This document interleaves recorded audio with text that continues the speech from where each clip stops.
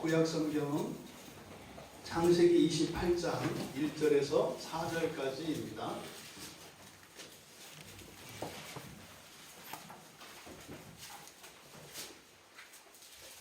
창세기 28장 1절에서 4절까지 우리 같이 한 목소리로 함께 읽겠습니다. 이삭이 야곱을 불러 그에게 축복하고 또 당부하여 이르되 너는 가나안 사람의 딸들 중에서 아내를 맞이하지 말고 일어나 앗다람으로 가서 내 외조부 부두엘의 집에 이르러 거기서 내 외삼촌 라반의 딸 중에서 아내를 맞이하라. 전능하신 하나님이 내게 복을 주시어 내가 생육하고 번성하게 하여 내가 여러 족속을 이루게 하시고 아브라함에게 허락하신 복을 내게 주시되 너와 함께 내 자손에게도 주사 하나님이 아브라함에게 주신 땅 곧 내가 거류하는 땅을 내가 차지하게 하시기를 원하노라. 아멘. 잠시 기도하겠습니다. 진리의 영이신 성령님, 이 시간 저희들의 이 모임 가운데 거룩한 영으로 충만케 하여 주셔서 어둠의 권세를 틈타지 못하게 하시고 하나님께서 택하시고 사랑하시는 주의 백성들의 심령 위에 하늘로부터 살아있는 진리의 말씀이 충만케 하여 주시옵소서. 그 진리의 말씀으로 저희들의 심령과 저희들의 삶이 새로워지는 이 시간의 은혜를 감사하오며 예수님의 이름으로 기도하옵나이다. 아멘.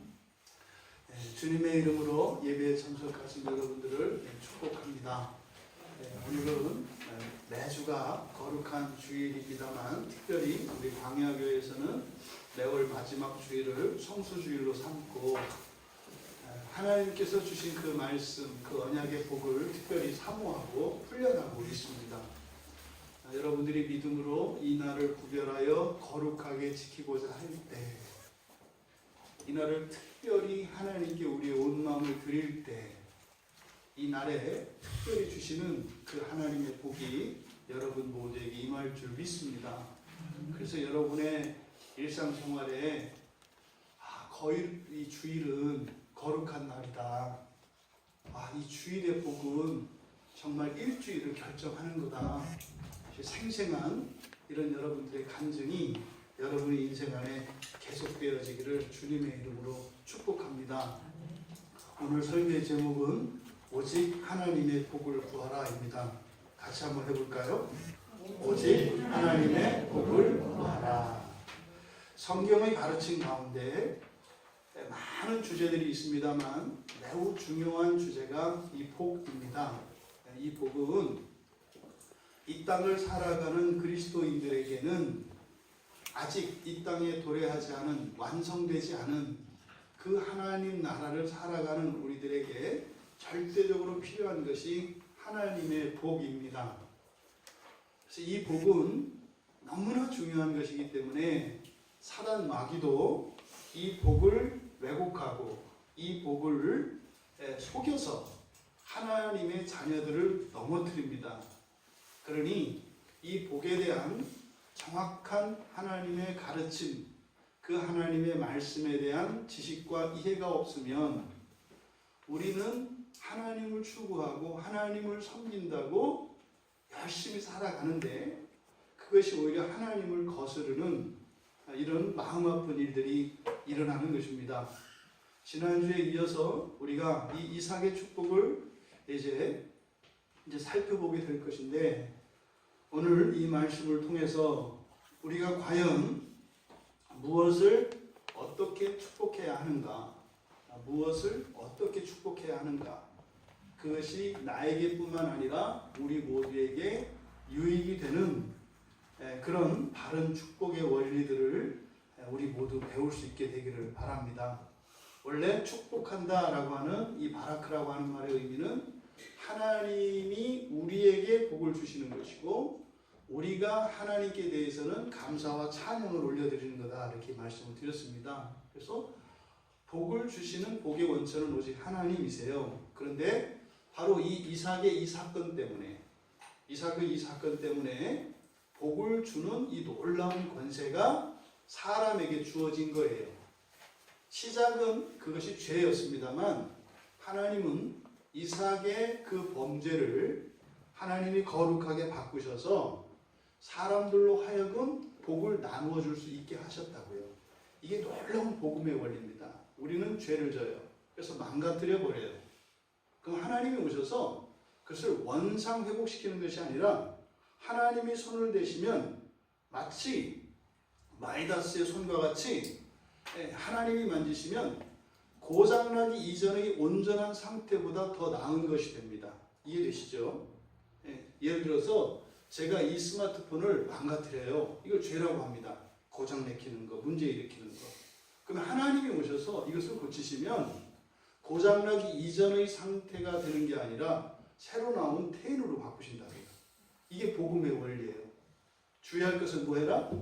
텐의 눈이 멀어서 일부러 고장 내켜서는 안 된다. 하나님이 고치시면 더 좋아진다고 하는 그것이 우리의 범죄의 이유가 돼서는 안 된다. 왜? 아니, 죄를 지어서도 그렇게 하신다면 우리가 선하게 하나님 말씀에 순종하며 나아간다면 어떻게 하시겠어요? 더 큰 것을 바라야지. 야, 죄를 지어도 하나님이 더 좋은 것을 주신다네. 열심히 진짜 멍청한 일이죠. 죄를 지어서 더 좋게 하시는 그것이 1에서 3이 되는 것이라면 우리의 작은 그 섬김, 없는 것 같은 그 믿음, 그만두고 싶은, 정말 할 수 없는 것 같은 우리의 존재와 신앙의 한계를 0.1mm 넘어설 때 하나님이 그것을 얼마나 귀하다 하시겠냐고요. 더 큰 것을 향하여 나아가시는 여러분들 되시길 바랍니다. 오늘 지금 또 다른 축복입니다. 지난주 살펴봤던 27장에서의 이삭이 축복한 내용과 오늘 살펴볼, 오늘 우리가 함께 읽은 이 본문에 나와 있는 이 이삭의 축복은 전혀 다른 것입니다. 지금 여기서 우리가 바른 축복에 대해서 어떻게 무엇을 축복해야 하는가, 이것을 우리가 배우고자 하는데, 그럼 이삭과 이 리브가, 이 집사 부부가 가지고 있는 결점이 무엇인지, 이들의 오류와 이들의 무지가 무엇인지 우리가 살펴본다면, 그러면 우리에게도 그런 것이 있으면 그것을 고치면 되지 않겠습니까? 그래서 이삭과 리브가가 가지고 있었던 오류와 무지가 무엇인지를 살펴보는 것은 바른 축복에 대하여 이해하는 데 도움이 될 것입니다. 먼저 이 이삭과 리브가가 축복에 대해서 가지고 있는 큰 오류는 무엇이었냐면, 축복에 대하여 이분법적인 사고를 가지고 있었다는 거예요. 이분법적이라는 것은 서로 다른 무엇이 있다는 겁니다. 서로 다른 무엇. 그러니까 이삭이 리브가를 통해서 배웠던 여러 가지 이방의 그 문화들, 그것은 세상의 가치고 세상의 문화입니다. 축복에 대해서도 마찬가지죠. 언약의 계보를 따라 살던 이삭이 이제 세상으로부터 들어온 또 다른 축복에 대한 이해를 가지게 된 것이에요. 그러면 이삭과 리브가가 공이 가지고 있었던 그 오류, 이것을 우리가 세 가지로 이분법적인 사고인데, 이것을 세 가지로 우리가 나누어서 생각해 볼 수 있습니다. 첫 번째로는 축복의 주체에 대해서 이분법적인 사고를 가지고 있었어요. 그러니까 축복의 주체가 하나님과 사람이라는 거예요. 그러니까 축복할 수 있는 게 누구다? 하나님만이 아니라 사람도 축복할 수 있다라고 하는 이런 축복의 서로 다른 주체에 대한 이해가 있었다. 잘못된 거죠. 그러니까 하나님이 복을 주실 때는 그것을 언약적 축복이라고 해요. 이것은 계속 이어지는 겁니다. 언약적 축복입니다. 그런데 사람이 또 축복할 수 있는 사람, 이 사람은 가부장적 축복입니다. 이것이 지금 이삭과 리브가가 가지고 있는 첫 번째 오류였습니다. 그러니까 하나님이 주시는 복이 따로 있고 사람이 주시는 복이 따로 있다는 생각이에요. 이게 우리들의 삶에서 어떻게 적용이 되냐면 기도해야 될 게 있고 기도가 아니라 사람이 해야 될 게 있다라고 하는 생각이에요. 이것이 이분법적 사고입니다. 모든 것을 하나님께 의지하는 게 아니라 하나님께 의지하고 어떤 거는 하나님께 의지하고 어떤 거는 하나님이 상관하지 않으시는, 그래서 어떻게 해요? 내가 알아서 해야 되는 이런 것이 있다. 이것이 우리들이 살아가는 인생의 태도에서는요, 주권으로 나오는 거예요. 하나님의 주권과 내 주권, 이 두 가지를 가지고 살아가는 거죠. 두 번째 오류는 축복의 대상에 대한 이분법적인 사고입니다. 무슨 말이냐면 한 개인에 대해서 축복하는 것과 공동체에 대해서 축복하는 게 다르다는 생각이에요. 한 개인을 축복하고 공동체에 다르다는 건 무슨 말이냐면 개인의 행복과 공동체의 행복이 일치하지 않는다 이 말이에요. 분리가 일어난다고요. 우리 가정으로 적용을 해보면 나만 행복하고 나만 잘 살고 나만 기쁘면 되는 거예요. 가족은 상관이 없어요. 또 가족은 가족대로 또 한 사람 한 사람 가족 구성원들을 생각하지 않고 가정이라고 하는 공동체 전체의 어떤 행복과 만족만을 추구하는 이런 대립적인 이런 구도가 있다는 말이에요. 이게 교회도 마찬가지입니다.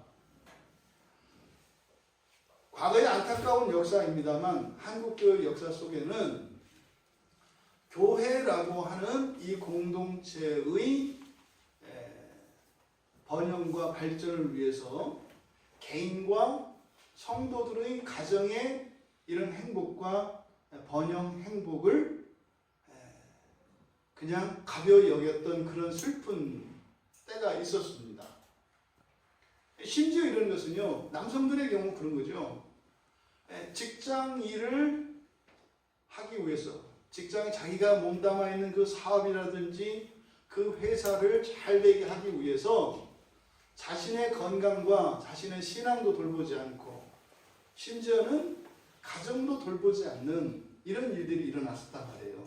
그러니까 이게 지금 어제 오늘의 일이 아닌 거예요.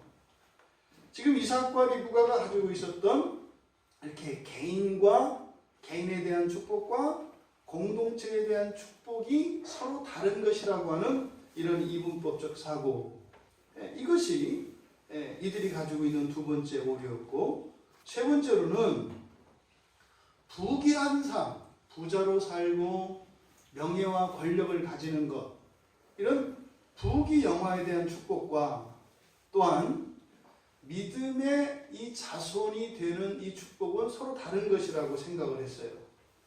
그러니까 신앙을 지키는 것과 이 세상에서 잘 사는 것은 서로 다른 것이다 라고 하는 이런 이분법적 사고가 있다는 말이에요. 그런 거죠. 예수 믿는다고 다 되는 거 아니야. 예수 믿으면 다 잘 살아? 여러분 제가 여쭤볼게요. 예수 믿으면 다 잘 살아요? 아니요. 잘 살아요. 잘 살아요. 여러분 자신 있게 제가 얘기합니다. 여러분 주변에 예수를 잘 믿는데 못 사는 사람이 있으면 데려와 보세요. 정말. 앞으로 여러분 평생 사시다가 정말로 예수를 잘 믿는데 정말 못 사는 사람이 있으면 저한테 연락하세요. 언뜻 생각하면 그럴 것 같아요. 이게 뭐예요? 이때부터 우리 안에 들어와 있는 생각이라고요. 하나님을 잘 믿는다고 그게 꼭 잘 살아? 네. 속지 마세요. 여러분, 하나님을 너무 만만히 보지 마세요. 애매하고 뭐 신비적이고 이런 식으로만 하나님이 우리를 구원하시는 게 아니에요. 지금 이삭과 리브가의 삶 속에는, 이들의 사고 속에는 이게 나뉘어 있었다고요. 신앙을 지키는 것, 이게 사실 자손으로 나타나죠. 이 자손은 신앙이거든요. 이 언약의 계보를 이어가는 거예요. 그래서 신앙의 복과 또 이런 현세적인 이런 물질의 복이 마치 서로 다른 것인 것처럼 이런 분리가 있었다 이 말입니다. 여러분, 우리 안에 있는 이런 축복에 대한 또 하나님이 주시는 이 은혜에 대한 이런 이분법적 사고를 통합시켜야 합니다. 이게요, 예수님 당시에도 문제가 됐던 거예요. 이거를 보통 영지주의라고 합니다. 영지주의. 그러니까 이삭과 이 리브가가 가지고 있었던 이게 오랜 시간을 거쳐서 정교해지면서 말이죠. 이렇게 거창한 이름까지 사람들이 붙여준다고요. 영지주의라고 해요. 영지주의. 그거는요, 우리 안에도 이게 있습니다. 이것과 이것으로 분리되어 있는 이런 이분법적 사고, 이것은 사실은 죄의 결과죠. 그러니까 이것을 안다 할지라도 이것을 통합시키는 것은 쉽지 않다고요. 실제로. 하지만 절대로 포기할 수 없는 거다. 절대로 포기할 수 없는 거다. 이것을 여러분들이 기억하셔야 합니다. 이것들은 이미 이런 이분법적인 사고는 우리의 고정관념이고 또 그게 우리의 생활 습관으로 일상이 되어 있기 때문에 결단코 쉽지 않습니다. 바로 그 일을 위해서 예수 그리스도께서 성령을 보내주신 거예요. 그 일을 위해서 우리가 예배를 드리고 날마다 하나님의 은혜를 사모하는 것이에요. 우리 안에 있는 이 분리되어져 있는 이 모든 것들, 이런 긴장과 고민 다 있잖아요, 여러분. 이 모든 것들이 완전히 통합되어지는 그 날이 옵니다. 우리 힘으로 이것을 이루어야 되는 것이 아니라 하나님께서 그것을 이루시는 그 날이 옵니다. 그때를 주의 날이라고 해요. 막힘이 없는 완전히 통합되어지는 그 날이 옵니다. 현실의 삶 속에서는 우리들이 이렇게 우리의 신앙을 따라 살고 이런 개인과 공동체를 구별하지 않고 또한 하나님의 주권 앞에 나의 모든 주권을 내려놓고 살아가고자 할 때에 분명히 여러 가지 시험과 환난이 와요. 근데 그것들은 오히려 전황위복이 된다라고 하는 사실을 여러분들의 인생 안에 경험이 있기를 바랍니다. 이게 지금 아브라함, 이삭, 야곱, 요셉 계속 일어나는 이야기가 똑같은 이야기입니다. 바로 이거예요. 이렇게 분리되어진 이 사고를 가지고 살아가다가 통합을 시키려고 할 때 어떤 위험과 시험이 와요. 그래서 그걸 피하면 될 것 같아서 피해 가보지만 상황은 악화됩니다. 하지만 한 번, 두 번 반복하다가 또 가도 안 될 것 같은데 한번 해봐? 그래서 99%의 의심과 1%의 믿음을 가지고 했는데 100%의 성취가 일어나는 거예요. 이런 정말 하나님의 그 은혜의 놀라운 체험들이 여러분 삶 속에 일어나기를 바랍니다. 그러면요, 흔들리지 않습니다. 환경에 흔들리지 않고 사람에 흔들리지 않고 주체적인 신앙을 가지고 여러분들이 살아가게 됩니다. 여러분들의 신앙이 여러분의 인생의 선두에 서게 됩니다. 그랬을 때 홍해가 갈라지는 거예요. 그랬을 때 신앙을 앞에 세울 때 홍해가 갈라지고 말이죠. 땅이 갈라지고 그런 하나님의 놀라운 역사가 일어나는 거예요. 신앙 없이 살아가는 사람 아무도 없어요. 문제는 신앙을 뒤로 돌려놓았기 때문에 성령이 하시는 일이 아니라 사람이 하는 일들이 나타난다 이 말이에요. 이들이 가졌던 오류, 이 축복에 대한 오류를 세 가지로 나누어 보았습니다. 또 이제 이들이 가지고 있었던 무지, 이들이 가지고 있었던 무지가 있습니다. 무지. 이들이 축복에 대해서 모르고 있는 게 있었습니다. 이것도 세 가지로 우리가 나누어 볼 수 있겠는데, 첫 번째는 축복과 생명의 관계입니다. 뭐라고요? 축복과 생명의 관계. 두 번째는 축복과 사랑의 관계입니다. 뭐라고요? 세 번째로는 축복과 언약의 관계입니다. 뭐라고요? 네, 여러분 외우게 시키려고 하는 거예요. 너무 중요한 거라서. 네, 축복은 세 가지와 관계되어 있다는 거죠. 첫째 뭐예요? 생명. 두 번째 사랑. 세 번째 언약. 잊지 마세요.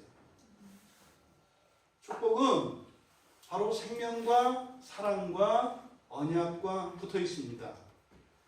첫 번째로 축복과 생명이 연결되어 있다. 이것은요, 모든 축복은 생명의 번성과 직결된다는 거예요. 그러니까 축복의 이유, 목적이 무엇과 관계되어 있다? 생명의 번성과 관계되어 있다. 창세기 1장 22절과 28절에 처음 하나님께서 복을 주세요. 그때 복은 뭐예요? 그 복의 공통점은 생육 번성 충만입니다. 생육 번성 충만. 바로 생명이 계속 자라나고 늘어나고 차고 넘치게 되는 것이 이 복과 관계되어 있다고요. 심지어 2장 3절에 가면 안식일 그 날을 축복하신다고요. 그러니까 그 날을 축복하신 이유가 뭐예요? 안식 때문에 그래요. 쉼 때문에 그래요. 사실은 이 첫 창조 세계에서의 안식은 더욱 풍성한 생명을 위한 절대적인 요소입니다. 여러분들 쉬어보셨나요? 여러분들이 진짜로 쉬면 어떤 일이 일어나냐면요, 여러분들이 하기 힘들어하고 싫어했던 일들을 하고 싶어집니다. 이게 진짜 쉰 거예요. 진짜 쉬면은 그렇게 괴롭고 힘들었던 일, 그렇게 싫었던 그 일이 좋아지고 그리워져요. 이게 진정한 쉼이에요. 잘못된 쉼은 나가기 싫어지는 거예요. 월요병 이런 거는 뭐 아직 못 쉬었다는 거예요. 그러니까 주일에 놀러 가는 게 쉬는 건가? 예배 드리는 게 쉬는 건가? 예배 드리는 게 쉬는 거예요. 여러분 주일에 열심히 놀고 하면 주중에 쉬셔야 되잖아요. 네? 주일날 열심히 놀고 등산하고 여행 갔다 와서 주중에 일하면서 짬짬이 쉬어야 되잖아요. 그건 쉬는 게 아니에요. 쉬는 것은 무엇과 관계되어 있다? 생명과 관계되어 있어요. 근데 사실은 그 주일의 안식이라고 하는 것은 종말에 영원한 완성된 하나님 나라를 가리키는 거거든요. 그 날에는요, 쉼이 필요 없는 때가 와요. 쉼이. 해도 힘이 나는, 사람을 퍼내도 넘쳐나는 그때가 바로 완성되어지는 하나님 나라죠. 여러분, 생명의 해가 되는 축복은 없습니다. 절대로 생명에 해를 끼치는 축복은 없습니다. 또 생명과 관계없는 축복도 없습니다. 무슨 말이에요? 어떤 사람이 저희 가면 죽어요.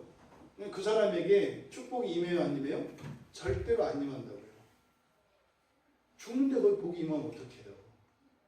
어떤 사람이 사망길에서 생명길로 옮겼어요. 그럼 거기에 복이 있어요, 없어요? 당연히 있어요. 당연히 있다니까요. 축복은 생명과 직결되어 있습니다. 두 번째로 축복과 사랑의 관계입니다. 여러분, 축복은 사랑과 결합되어 있어요. 왜냐하면 축복이라고 하는 것은 관계를 전제하기 때문입니다. 그러면 이런 관계를 맺는 이 관계성을 뭐라고요? 사랑이라고 한다고요. 사랑과 미움. 관계성에서 일어나는 두 가지 양상을 사랑과 미움으로 이야기할 수 있어요. 그러니까 둘 다 관계라고요. 그런데 축복은 미움이 아니라 하나님의 축복은 무엇과 관계되어 있다? 사랑과 관계되어 있다. 창세기 5장 2절에 보면 하나님께서 사람을 축복하실 때 남자와 여자로 창조하시고 축복하십니다. 아담이 홀로 있을 때 축복을 하시고 하와를 주시는 것이 아니라 아담과 하와로 함께 있을 때 이 관계, 남자와 여자라고 하는 둘이 한 몸이 되어지는 관계를 전제로 해서 사랑이 주어진다 이 말이에요. 축복이 주어진다 이 말이에요. 그러니까 하나님의 축복은 말입니다. 관계를 더욱 풍성히 하는 그 사랑의 촉매예요. 그러니까 관계를 더욱 깊이 하고 사랑을 키우기 위한 축복이지, 그것과 상관이 없는 축복은 없다고 하는 사실을 잊으면 안 돼요.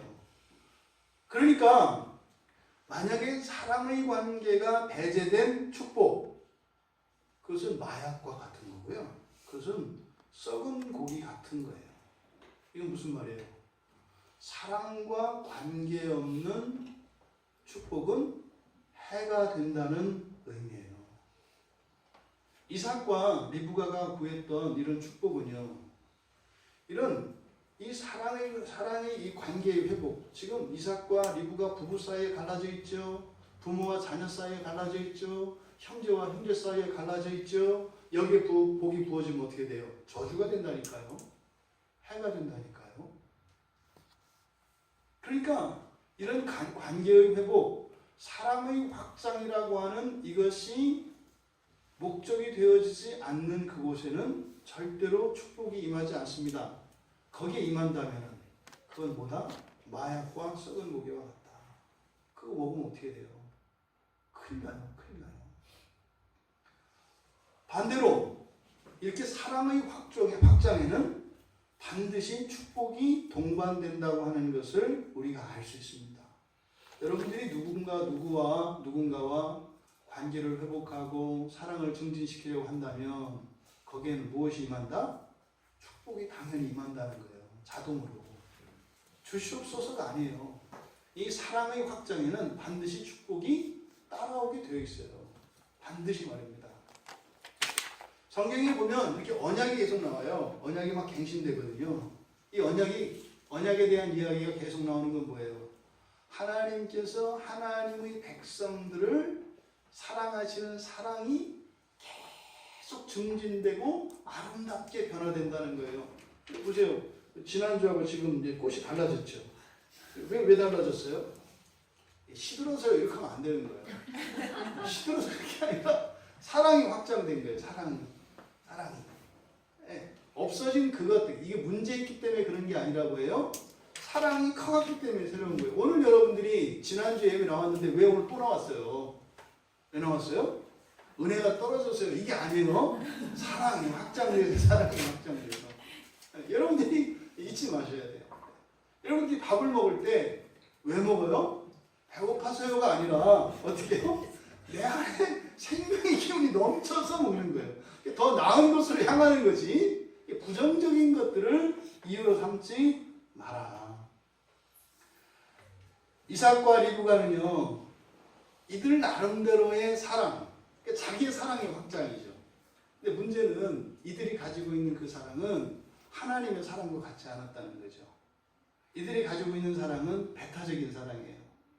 나는 예서를 야곱보다 더 사랑하고 너는 예서보다 야곱을 더 사랑하고 뭐 이런 거죠. 배타적인 거죠. 경쟁적인 거죠. 이게 이삭과 리브가가 가지고 있었던 인간적인 사랑이었습니다. 그러니까 그런 사랑의 확장을 위해서 축복을 시도했어요. 그 끝은요, 무섭습니다. 그 뒤에 이야기가 나오잖아요. 여러분들은 어떤 사랑의 확장을 원하십니까? 하나님의 사랑의 확장을 원하십니까? 여러분들의 사랑의 확장을 원하십니까? 먼저 축복을 구하기 전에, 또 축복을 하기 전에 여러분들이 지금 확장시키고자 하는 사랑이 무엇인가를 여러분들 스스로 점검해 보셔야 합니다. 여러분, 사람의 사랑은요, 하나님의 사랑과 달라요. 사람의 사랑은요, 사실은 고통과 관계되어 있습니다. 사람이 사랑하는 것은요, 고통 때문이에요. 결핍의 고통이에요. 결핍의 고통. 만약에 이것이 사라진다면 그것으로 인해서 나에게 올 고통에 대한 두려움, 이것이 사랑이라는 모습으로 나타나요. 글쎄요, 사랑은 뭐다? 대중가사에 대중가에 뭐라 했어요? 눈물의 씨. 그렇죠, 눈물의 씨. 이게 딱 맞는 거예요. 눈물의 씨앗이다. 바로 그거예요. 그게 뭐예요? 세상 밖에 있는 사람도 다 알아요. 사랑을 해보니까 이거 다 눈물이 많이 있더라. 이거 보세요, 여기 얘기 안 하겠어요. 인간적인 사랑은 다 고통입니다. 그래서요, 사실 이삭과 리브가가 자기들이 사랑하는 예서와 야곱 두 아들 가운데 특별히 사랑하는 아들들에게 축복하려고 했던 것은 뭐예요? 훗날 얘들이 배고플까봐, 훗날 얘들이 다른 사람한테 홀대받을까봐. 그러면 그걸 생각하니까 어떻게 돼요? 고통스럽다고요. 그런 결핍에 대한 고통, 이것이 두려움을 일으켜요. 그러니까 그것을 막기 위해서. 그러니까 보세요. 지금 이렇게 신문에 나오니까 어느 고위공직자가 어떤 잘못을 저질렀는데 그 잘못을 저지른 이유가 노후 생활이었다면요. 노후 생활. 노후가 걱정이 돼서 잘못을 저질렀대요. 근데 그게 나이도 나보다 어린 것이 노후를 먼저 생각하고 재산은 나보다 무지 많은 것이 노후를 생각했더라고요. 나이도 젊은 사람이 재산도 뭐 상위 뭐 한 20% 안에 속하는 그런 재산을 가지고 있는 사람이 이걸 그만두고 나면 노후가 걱정이 돼서 그랬대요. 그게 뭐예요? 그게 사랑이에요, 사랑. 그 사랑의 정체는 뭐라고요? 결핍으로 인한 고통에 대한 두려움. 이게 그러니까요. 세상 사랑은요. 하면 할수록 목말라요. 하면 할수록 두려움이 커져요. 하면 할수록. 하지만 하나님 사랑은요. 결핍이 아니라 충만입니다.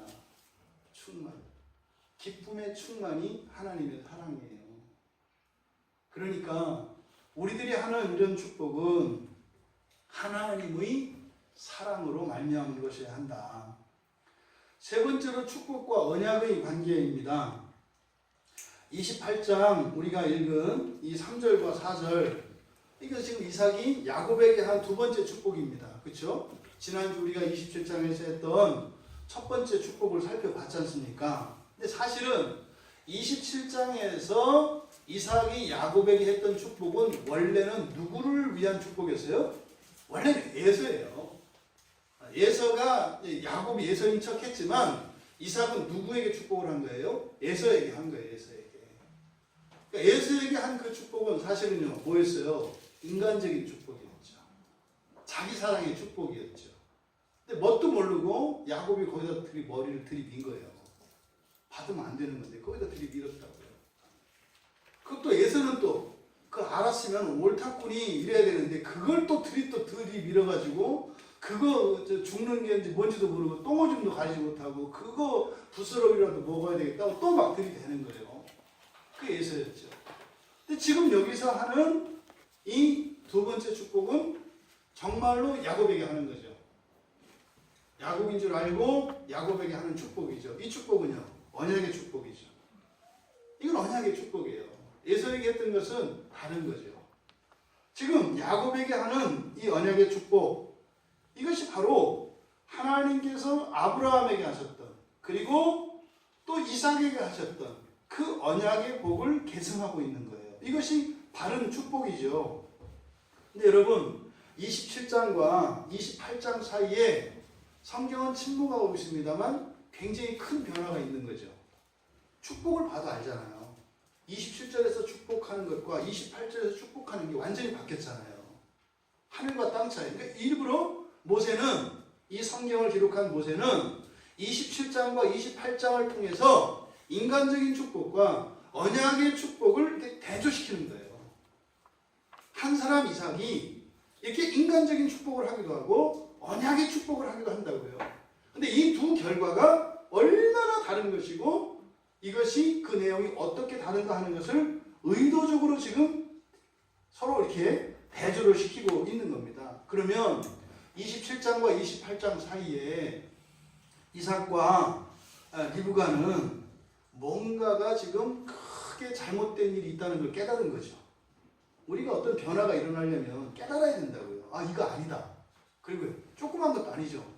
크게 잘못됐다는 것을 깨달았을 때 놀라운 변화가 일어난다고요. 그러니까 지금 27장과 28장의 이 변화는 인생 반전 대박이에요. 완전 대박이에요. 완전 대박. 도대체 이들이 어떻게, 무엇 때문에 이걸 깨달았을까? 지금 모세는요, 의도적으로 앞에서 에서가 결혼을 했어요. 40살에 일찍 결혼했다고요. 그런데 이 에서는 아내 둘이 있다. 나중에 가면 여기 밑에 가서 또 하나 또 얻어요. 아내 둘이 있다. 이 가나안 족속에 그 여인 둘이 있다는 이야기만 해요. 그리고 자식에 대해서는 1절 거론하지 않습니다. 그러니까 아내가 둘이 있다는 얘기만 하고 분명히 있어요. 자식이. 뒤에 가면 나오거든요. 근데요. 여기서는 뺀다고요. 일부러 의도적으로 그런 거죠. 그럼 뒤에 이제 한참 뒤에 이제 야곱이 이제 밧단 아람으로 외삼촌네 가서 거기서 이제 재산도 불리고 자식도 낳고 해서 돌아온다고요. 35장에 창세기 35장에 그 바로 뒤에 36장에 가서야 에서의 자식들을 기록해요. 그러니까 마치 순서로는, 시간적인 순서로는 누가 먼저 자식을 낳았어요? 에서가 먼저 낳았어요. 근데 논리적으로는 지금 의도적으로 모세는 에서의 자식이 야곱의 자식들을 낳은 이후에 일어난 것처럼 의도적으로 그렇게 대처한다고요. 그러니까 지금 27장과 28장 사이에서의 이 변화의 계기가 되었던, 야, 이거 큰일 났다, 뭐가 잘못됐다, 이거 아닌데, 이걸 깨달았던 게 뭐라는 거예요? 자손이에요. 자손. 언약의 자손. 아브라함에게 주신 하나님의 축복과 또 그것을 이삭에게 주신 축복은 무엇과 관계되어 있어요? 자손과 관계되어 있어요. 자손과. 그리 자손과 거기에 부속되는 땅이에요. 이 나라가. 그러니까 자손을 통해서 그 땅이, 이 세상의 부귀영화가, 그렇게 인간적인 축복 안에 있는 모든 것들이 자손 안에 그게 포함되어 있다고요. 그런데 지금 모세는 이삭과 리브가가 여기서 깨달았다는 거예요. 뭐를? 야, 우리 언약의 자손이 없네. 그러면 우리 아버지 아브라함에게 주셨던 복, 그리고 나에게 주셨던 복, 이 복이 여기서 끝나네? 이걸 깨달았다는 거예요. 그래서요, 나오는 이 얘기가 뭐예요? 야곱 장가보는 얘기잖아요. 야곱 장가보는 얘기예요. 이것도 어떻게 해요? 실질적인 이유는, 표면적인 이유는 여기에 계속 죄가 작동해요. 리브가는 끝까지 남편을 속인다고요. 네. 지금 잘못하면 형 에서한테 맞아 죽게 생겼잖아요. 죽이려고 한다는 얘기 들어서. 그러니까 어떻게 해요? 피신시켜야 되는데 남편한테 가가지고, 여보, 큰애가 작은애를 죽이려고 한다네. 그러니까 우리 작은애를 우리 친정으로 좀 잠깐 보낼까요? 그럼 이삭이 뭐라고 그랬어요? 노발대발하는 거예요. 당신이 이딴 식으로 둘째만 끼고 도니까 큰애가 둘째를 미워할 수밖에 없지. 잘못은 당신한테 있는 거고, 이런 식으로 하지 않겠어요? 뻔히 아니까 리브가가 뭐라 그래요? 결혼 얘기를 꺼낸다. 근데 사실은요, 지금까지 야곱이 장가가지 못했던 건 누구 때문이었어요? 리브가 때문이었어요. 지금 80 다 먹은 아들을 그냥 기저귀 맨날 갈아주고 말이죠. 애기처럼 취급하고, 아직도 들컸다는 거예요. 아직도 엄마 손이 필요하다는 거예요. 이랬던 리브가가 어떻게 해요? 여러분 생각해 보세요. 뭐 무남 동녀, 아니면은 진짜 뭐 몇 대 독자, 이런 아들을 키웠던 부모들은 자식에 대한 애착과 이게 특별히 더 심할 겁니다. 그러니 사위를 맡고 며느리를 맡을 때 그 적개심이 얼마나 크겠어요. 막상 좋아서 결혼시킨다고 했는데 막상 결혼시키려고 하니까 더더욱 니은오 위험이나 니은이어 니은으로 안 보이겠냐고요. 그 내 사랑하는 아들, 딸을 데려가는 이런 생각이 들겠죠. 생각해보세요. 지금 리브가가 야곱을 떼놓잖아요. 절대로 떼놓을 수 없는 사람이에요, 리브가. 근데 상황이, 악한 상황이 몰아가니까 그렇게 했잖아요. 하지만 모세는 이거를, 그들의 죄를 지적하는 게 아니라 바로 그들이 그렇게 행동을 했지만 하나님의 뜻은 뭐라는 거예요? 언약의 자손을 이어가도록 이렇게 바꾸셨다는 거예요. 그래서 27장을 지나 28장에서 바로 이 언약의 자손에 대한 그 일이 시작되어지면서 다시 이제 아브라함에게 내렸던 언약의 복이 이삭을 통해서 이제는 야곱으로 다시 흐르기 시작한 거죠. 그러면 27장에서 했던 첫 번째 축복과 여기 28장에서 하는 이 두 번째 이 축복, 이것을 우리가 비교해 볼 필요가 있습니다. 내용의 차이가 있어요. 내용의 차이. 사실은요, 여러분, 이 축복을 통해서 부모들이 가지고 있는 가치관이 뭔지, 이삭과 리브가 가지고 있는 가치관이 뭔지를 알 수 있어요. 가장 소중히 여기는 게 뭔지. 한번 뭐 우리 청소년들도 다 마찬가지고, 여러분들에게 다 자식 있다고 치고, 네? 여러분 다 자식 있다고 치고, 여러분 자식을 위해서 지금 뭘 축복하시겠어요? 대답을 하지 마시고 속으로 생각해 보세요. 네? 우리 청소년들의 그 마음속에 이런 얘기가 들어요. 나를 위한 복도 모자란데 지금 뭐 있지도 않은 자식을 위한 복이라니. 미리 생각해야 되는 거예요. 미리부터 생각을 해야 부모가 됐을 때 하는 거지. 지금 생각 안 하면 나중에 부모 돼도 생각 안 해요. 그죠, 집사님들? 그때나 지금이랑 똑같이 안 하잖아요. 그죠?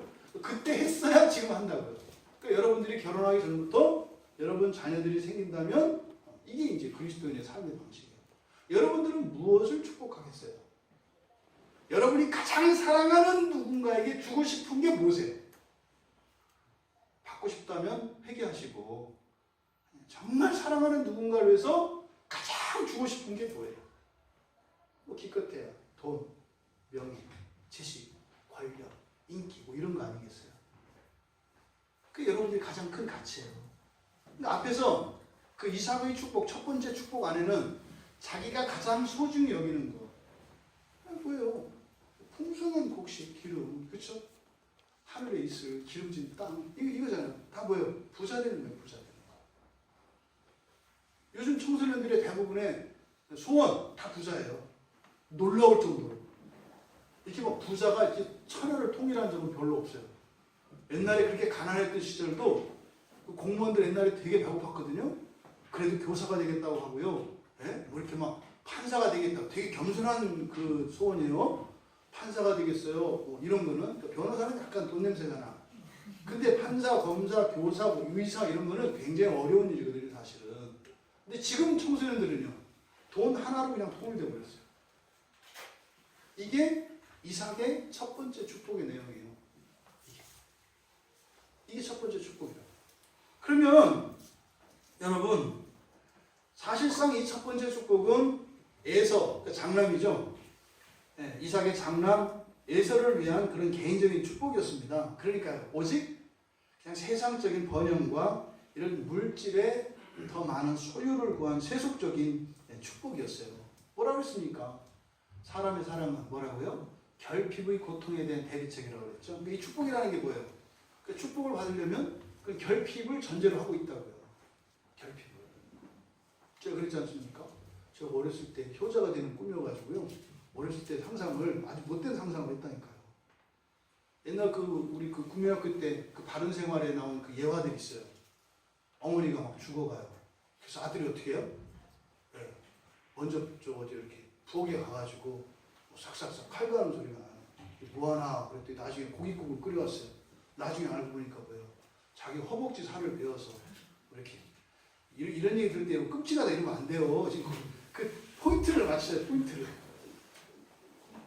자기의 이제 몸을 이렇게 들이는 또 내지는 거예요. 한겨울에 가가지고 뭐 딸기 먹고 싶다고 하니까 가가지고 호랑이 타고 갔더니 뭐 이렇게 하는 거. 그때 뭐 그 산삼을 먹으면 난다 그래서 막 가가지고 했더니 막 그 죽은 시체가 있어가지고 산삼을 잘 했더니 뭐 네 다리 내놔 쫓아와가지고 막 또 했더니 나중에 이게 산삼이었더라 뭐 이런 거. 이런 예화들이 되게 많았어요. 제가 그거의 은혜를 받고 제가 그 효자가 되길 원했다니까요. 그러면 어떤 상상을 어느 날 고등학교 때 제가 막 그 효자 되는 생각을 하다가 가만히 생각해 보니까요. 효자 되겠다는 생각에 천하의 불효를 하고 있더라고요. 왜요? 내가 효도하기 위해서는 엄마가 아파야 돼. 아빠도 조금 아프면 안 돼. 죽을 병에 걸려야 돼, 엄마가. 이런 천하에 차라리 효자 안 되는 게 낫지. 아니 죽었다가 효도하고 살아나는 게 나아요? 그 효자 없이 안 아픈 게 나아요? 안 아픈 게 엄마가 위해서 나은 거예요. 근데 사람들은 그렇게 하는 거 아세요? 진짜로 그렇게 해요. 특히 이제 어떤 중병에 걸려 있거나 굉장히 위험한 상태에 있을 때 환자를 생각하는 게 아니라 뭐예요? 자기의 선을 드러내기를 원해요. 그래가지고 요즘 병원에서 연명장치 같은 거 꺼내내는 게 뭐예요? 뇌는 다 죽어서 녹아서 없어졌어요.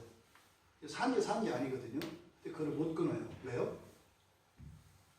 주변에서 나쁜 사람이라고 욕할까 봐. 주변에 나쁜 사람이라고 욕할까 봐 못 끊어요. 근데 환자들은 어떤 줄 아세요? 여러분 생각해 보세요. 이마는 저 싱크대 밑에 있는 그 플라스틱 그 파이프를 여러분 목에다 집어넣었다고 생각해 보세요. 고통 느끼는 건 똑같아요. 그걸 넣어놓고 있잖아요. 왜요? 말은 그래요. 부모님 살기 돈 쓰는 거를 마치 효도한다고 생각해요. 천만에요. 왜 그 고통 가운데 둬요? 그게 너 얼마나 비인도적이었으면 그 연명장치를 제거하라고 했겠어요. 이런 일들이 우리의 삶 속에 실제로 일어나요. 이게 첫 번째 축복 안에 숨겨져 있는 이런 함정입니다. 함정. 위하는 것 같지만 사실은 위하는 게 아닌 그런 거죠. 두 번째 축복은요. 사실은 이 아브라함의 축복, 아브라함에게 주셨던, 이삭에게 주셨던 이 축복 그거죠. 그래서 창세기 12장 2절 3절, 15장 5절 7절 그리고 20, 요게 이제 하나님이 아브라함에게 주셨던 그 축복의 내용들이에요. 자손과 땅들에 대한. 뭐 이삭도 마찬가지죠. 그런데 하나님이 주시는 이 복은 뭐다? 결핍에 대한 두려움이 아니라고 그랬어요. 그렇죠? 뭐라고? 넘치는 거예요. 넘치는. 충만을 위한 복이라고. 충만을 위한. 그러니까 이 두 번째 축복은 기쁨을 그리고 사랑을 생명을 넘치게 하는 쪽으로 가요. 이 두 번째 축복을 받으면 뭐가 커져요?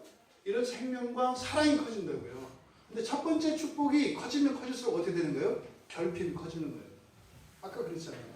제가 효도하기 위해서는 어머니가 아프셔야 했다고. 이 첫 번째 축복을 더 많이 누리기 위해서는요. 더 큰 가난과 질병과 고통이 있어야 되는 거예요. 왜요? 가난할 때 부자가 폼나요. 다 똑같이 부자일 때는 별로 폼이 안 나요. 그래서 강남에 가면 부자들 이렇게 많대요. 열등감이 되게 많다면서요. 자기들끼리 있으면 다 부자들이어서 별로 폼이 안 나요. 그랬던 사람이 가끔 여기 같은 데 한번 따보면은 이렇게 빛나잖아요. 왜? 상대방이 가난이 나의 부를 크게. 이게 첫 번째 축복의 내용이고 그런 방식이라고요. 근데 하나님의 방식은, 하나님의 축복은 그런 게 아니죠. 날마다 어디에서도 더 커지는. 그래서 가진 것도 강한 것도 부끄럽게 하는 이것이 두 번째 축복입니다. 여러분 가장 이 첫 번째 축복과 두 번째 축복이 바라는 초점은 첫 번째 축복은 나예요. 나. 한 사람 개인을 향해서. 근데 두 번째 축복은요. 세상을 향해서 흘러넘쳐가는 복이에요. 여러분 이런 첫 번째 축복이 아니라 두 번째의 언약의 축복을 누리실 수 있는 여러분들 되시기 바랍니다. 그래서 이 축복의 결과가 완전히 달라요. 첫 번째 축복의 결과, 우리 성경에서 보면 27장 33절에 축복을 했는데 축복을 한 이삭이 어떻게 돼요? 힘이 떨며 속아가지고. 그러니까 이 첫 번째 축복에는요, 거짓과 속임이 막 난무하고요, 증오와 원망이 막 들끓습니다. 그래서 결국에는요, 사르이까지 생겨나요. 이게 축복과 관계되어진 거죠. 이 세상에서 사람들이 이렇게 차지하려고 하는 무엇을 보세요. 그 권모술수와 암투와 경쟁과 배신과 좌절, 이게 얼마나 많아요. 이게 바로 첫 번째 축복의 삶이에요. 그리고 사람이 주는 복이죠. 41절에 내가 내 아우 야곱을 죽이리라. 진담이에요. 그냥 화가 나서 하는 얘기가 아니에요. 진담이에요. 진담. 내가 내 아우 야곱을 죽이리라. 이런 일은 이미 가인에게서 먼저 일어났었잖아요. 그리고 더 나아가서 어떻게 돼요? 28장 뒤에 6절에서 9절의 내용을 보면은 이 에서가 다시 가가지고 이스마엘의 딸과 또 결혼을 또 해요. 이거 뭐겠어요? 자손과 관련되어 있어요. 내가 자식을 낳으리라. 근데 자식을 낳긴 낳았는데 뭐예요? 언약 밖에서. 그러니까 에서는 결국 첫 번째 이 축복을 받은 사람이 돼요. 그러니까 에서와 야곱은 우리들에게 어떤 의미로 다가오냐면 첫 번째 축복을 따라 살아가는 사람. 여기 에서. 두 번째 축복, 야곱의 축복을 따라 살아가는 사람. 이걸 야곱이 나타내는 거예요. 이거는요, 오늘날도 유효합니다. 교회 안에 있는 사람들을 말하는 거예요. 교회 밖에 있는 사람들을 말하는 게 아니에요. 여러분들이 신앙 안에서 언약의 복을 누리시는, 그래서 나를 채우고 온 세상으로 흘러넘치는, 언제나 생명과 사랑을 확장시키는 그 언약의 복을 누리시는 여러분들 다 되시기 바랍니다. 이 두 번째 축복의 결과를 보세요. 뒤에 이제 28장 13절과 15절에 보면 여호와께서 나타나요. 인정을 하신다고요. 그 언약을 인정하세요. 맞다. 그거 내가 준 복 맞다. 이렇게 인정을 하신다고요. 그래서 어떻게 해요? 이제 18절, 19절에 보면 아침에 일찍 일어나서 베고 잤던 그 돌로 기둥을 세우고 거기에 기름 부어서 베델이라고 명명한대요. 이게 나중에 이제 35장에서 돌아올 때 엘 베델 제단을 쌓는다고요. 그러니까 보세요. 이 두 번째 언약의 복을 받으니까 하나님과의 관계가 회복되죠. 그렇게 하면서 나중에 어떻게 돼요? 뒤에 이제 에서와 야곱이 어떻게 해요? 화목한다고, 화해한다고요. 첫 번째 축복은 계속 죽여요. 그런데 두 번째 축복은 화해하고 살린다고요. 여러분, 바로 이 언약의 그 축복을 누리시기 바랍니다. 더 나아가 29장에 가면은요, 가자마자 환대를 받는다고요. 네? 가자마자 환대를 받아요. 그리고 거기서요, 언약의 가정을 꾸리고 자손을 낳게 되잖아요. 이게 생명을 낳는 사랑이 확장되어지는 이 복이 두 번째 복이고 우리들이 추구해야 할 복이라는 것을 가르쳐 줍니다. 여러분, 오직 하나님의 복을 구하십시오. 첫 번째로 축복의 사명을 지켜 행하고 계승하십시오. 이삭이 자의적으로 축복했던 것은 죄였고 잘못된 것이었다 그랬어요. 그런데 그때 이삭의 마음은 죄로 덮여서 하나님의 자리를 넘본 자기 인생 안에 사실은 하나님의 사랑을 발견하지 못했던 거예요. 오해했죠. 그러니까 그 하나님 자리를 넘보고 자신이 축복의 주체가 되려고 했다 이 말이죠. 모세는 그것을 사실 이 인류사에서 신앙 안에서 가장 끔찍한 범죄 중에 한 가지였다라고 하는 것을 고발하고 있는 겁니다. 그런데요, 하나님이 오셨어요. 하나님이 사람이 되셔서 이 땅에 오셨어요. 누구 때문에? 바로 이 이삭의 그 첫 번째 축복 때문에. 그 이삭의 인간적인 그 축복, 이것의 끝은 사망이라고 그랬잖아요. 형제간에 죽이고 의심하고 미워하고 이런 거라고 그랬잖아요. 바로 그 죄를 대신하기 위하여 하나님이 이 땅에 사람의 모습으로 예수로 오신 거예요. 그리고 십자가에서 죽으셨어요. 그래서 그 첫 번째 축복이 가지고 있었던 이런 저주와 이런 불행의 씨앗, 그 눈물의 씨앗을 어떻게 해요? 닦아주셨다고요. 그리스도의 보혈이 이제는 그래서 사람이 축복하는 이것은 권세가 됐습니다. 그래서 예수 그리스도 안에 있는 사람들은 바로 과거의 우리의 죄와 허물을 씻어서 새롭고 온전하고 더 영광스러운 것으로 바꿔주셔서 우리가 축복하는 그것이 이삭이 했던 처음의 축복이 아니라 이제는 우리의 영광이고 권세, 특별한 권세가 되게 하셨다 이 말이에요. 그래서 여러분들에게는 그리스도 안에서 축복을 하는 권세가 있고 그 사명이 여러분들에게 있다고 하는 사실입니다. 그래서 이 축복의 사명을 지켜내시고 그것을 행하시고 더 나아가 여러분들의 자손들에게 물려주셔서 여러분 자녀들이 복의 통로가 되게 하는 그 복이 임하기를 바랍니다. 이게 예수님께서 마지막 제자들에게 그 마태복음 28장 마지막 18절에서 20절에서 하셨던 일명 대위명령이라고 하는 거예요. 대위명령. 그 축복을 전하는 여러분 자녀들 다 되시기 바랍니다. 두 번째로요, 그렇다 하더라도 그런 권세가 우리에게 주어졌다 하더라도 사랑이 바뀌면 이게 다시 첫 번째 축복으로 가는 거죠. 사랑이 바뀌면, 사랑이 왜곡되면 우리의 의도와 상관없이 그 복은 저주로 바뀌어요.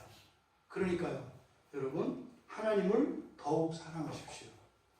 그리고 그 후에 축복하십시오. 이삭의 처음 축복은 하나님과의 사랑이 깨어진 상태였습니다.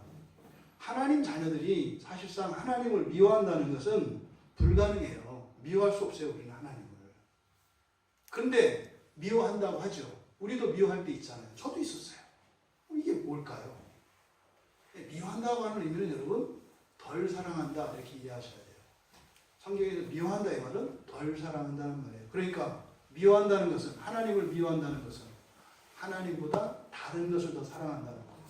그러니까 하나님을 더욱 사랑하세요. 이건 뭐예요? 하나님의 자리를 빼앗으려고 달려드는 이런 것들이 여러분 인생 안에 끊임없이 와요. 하나님보다 내가 더 좋다고 나를 사랑하라고 돈으로, 권력으로, 명예로 여러 가지 형태로 옵니다. 예? 그때 그 유혹에 넘어가지 마시고 하나님을 더욱 사랑하시라는 거예요. 사탄은 이 축복권을 가진 신약의 성도들에게 이렇게 유혹하며 시험으로 찾아온다고요. 첫 번째가 뭐겠어요? 하나님과 이간질 시키는 거예요. 하나님과 이간질 시키는 거예요. 이게. 그리고 나서 이간질 시키고 나서 뭐든지 다 하라는 거예요. 하나님하고 좀 멀어지고 나서 뭐든지 다 하라는 거예요. 그럼 어떻게 돼요? 이게 사망으로 가요. 그러니까 하나님 사랑을 하나님의 이 명령으로 생각하지 마세요. 인생 끝나요. 인생 끝난다고. 하나님보다 다른 것을 사랑하면 그 어떤 선도 화가 됩니다. 이건 진리예요. 진리예요, 여러분. 예수님께서 가장 큰 계명이라고 이야기하셨잖아요. 머리가 잘못되면 끝난다니까요. 첫 단추예요. 첫 단추. 제가 목사가 되고 나서 제일 불리한 게 이런 거예요. 제가 이런 얘기를 하면 제 집사 때 이런 얘기하면 사람들이 막 은혜 받고 그렇게 그래야 되겠다 이런 말 했거든요. 근데 목사가 되고 나니까 목사라 직업상 그 영업 판촉하는 줄 알아. 진짜요, 진짜. 하나님을 더욱 사랑하시는 여러분 되시기 바랍니다. 두 번째 축복과 첫 번째 축복의 차이는 그거예요. 하나님의 사랑을 잃어버렸을 때, 회복했을 때 여러분들이 정녕 사랑하는 누군가를 진정으로 축복하기를 원한다면 하나님을 더욱 사랑하십시오. 무엇보다 하나님을 사랑하십시오. 돈과 여러분의 섬김으로 말고 여러분의 축복으로 이 세상의 돈과 그 어떤 것을 능가하는 복이 여러분들이 사랑하는 이들에게 주어집니다. 부모님들, 여러분 자녀들 사랑하시잖아요. 자녀들 잘 되길 바라시잖아요. 하나님을 더욱 사랑하십시오. 하나님을 무엇보다 사랑하십시오. 그래서 여러분 자녀들에게 언약의 복이 흘러가기를 바랍니다. 여러분 언제나 하나님 사랑 안에서 하나님의 복을 축복하는 여러분들 되시기 바랍니다. 그래서 여러분들이 축복할 때 여러분들의 자녀들에게, 이웃들에게 하나님의 복이 임할 것입니다. 세 번째로 최고의 축복은요, 그리스도의 피와 몸에 참여하여 영생을 누리는 것이에요. 여기서 나온 이런 생명과 사랑, 이 언약, 이런 것들은 딱 한 가지를 가리켜요. 누구예요? 예수 그리스도이십니다. 예수 그리스도이십니다. 그러니까요, 예수 그리스도 없는 부귀, 영화, 명예, 사랑 없어요. 예수 그리스도가 바로 우리가 축복할 수 있는 최고의 것이며 모든 것이라고 하는 사실을 잊지 마십시오. 바울 사도가 고린도전서 10장 16절에서 그렇게 말해요. 우리가 축복하는 바 축복의 잔은 그리스도의 피에 참여함이 아니면 우리가 떼는 떡은 그리스도의 몸에 참여하는 것이 아니냐? 우리가 최고로 참여해야 될 복은 뭐라고요? 그리스도의 몸에, 그리스도의 피에 바로 영생에 참여하는 것임을 기억하시기 바랍니다. 여러분 잘 되고 싶으세요? 여러분 행복하고 싶으세요? 여러분 사랑하고 싶으세요? 성경에 있는 언약의 복을 받아 누리고 싶으세요? 여러분의 능력으로 안 되는, 여러분들이 그렇게 노력했지만 안 되는 어떤 일들이 있으셨나요? 여러분 언약의 복 안에 가 있습니다. 그 언약의 복은 예수 그리스도이십니다. 복의 종합이고 복의 핵입니다. 여러분 그냥 말로만 예수 아니에요. 여러분의 인생이 바로 예수 그리스도에 의해서 구원 잘 된다는 거예요. 여러분. 세상에서뿐만 아니라 영원까지 오직 하나님의 복을 전하고 누리고 계승하고 그렇게 살아가시는 여러분들이 있기에 이 세상에 소망이 있어요.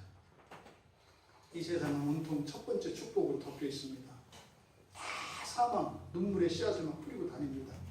여러분들은 그것을 거두어 생명으로, 바로 생명의 주인이신 예수로 이 세상을 언약의 복으로 바꾸시는 복된 여러분들 되시기를 주님의 이름으로 축원합니다. 말씀을 생각하며 우리 같이 잠시 기도합니다. 하나님, 오직 언약의 복을 구하게 하옵소서. 하나님, 이제 축복의 사명을 주셨는데 이 축복의 사명을 지켜 행하게 계승하게 하옵소서. 무엇보다 우리에게 주신 권세가 더럽혀지지 않도록 무엇보다 더욱 하나님을 날마다 사랑하게 하옵소서. 그리스도의 몸에 피에 참여하게 하옵소서. 우리 같이 기도하겠습니다.